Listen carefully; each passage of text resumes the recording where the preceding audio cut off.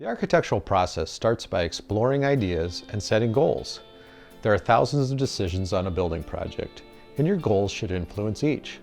To help you set goals, your architect may lead your team through a series of activities and workshops.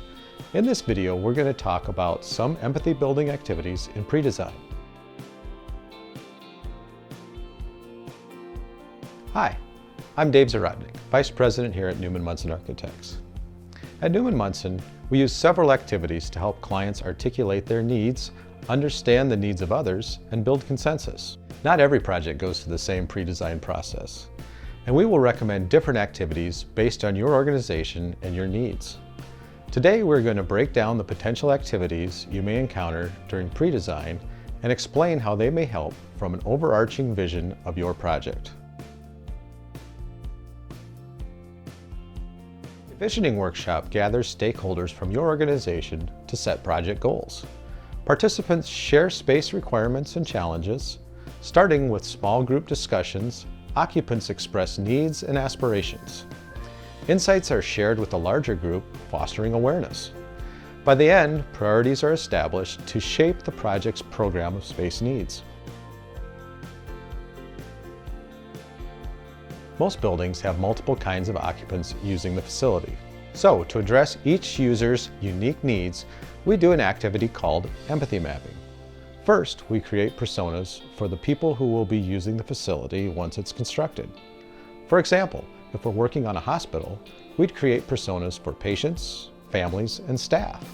The client representatives, along with the design team, will form small groups and step into their shoes, asking questions like, what's bothering them? What problems are they facing? Or how are they feeling emotionally? What are they aiming for and what are their goals? How can the design best meet their needs? This exercise really helps to gain a better understanding of why certain design choices matter, because we're seeing the building from someone else's perspective.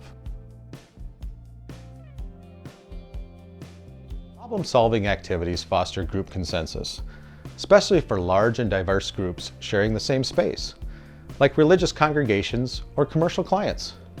In small groups, participants identify space-related problems and collaborate on solutions, later sharing them with the whole group. This activity enhances understanding of organizational needs and encourages diverse problem-solving approaches, often influencing the design solutions and fostering a stronger sense of ownership. Visual listening exercises allow you to share your thoughts on specific design decisions. Your team will review images of precedent projects similar to yours. The aim is to gather initial reactions and aid your design team in understanding your preferences. In-person meetings involve voting with stickers, using green dots for positive reactions and red dots for negative ones. Virtual sessions allow real-time vote tallying. Ultimately, this activity visually represents everyone's feedback, facilitating group consensus on the project's aesthetics. Images can't fully capture the essence of architecture. To truly grasp your needs, visiting buildings in person is invaluable. Benchmarking tours involve visiting similar facilities to the one you're planning and freely expressing your opinions.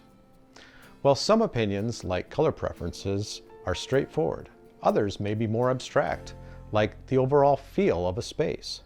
Your architect aims to understand the reasoning behind your opinions and translate them into design solutions.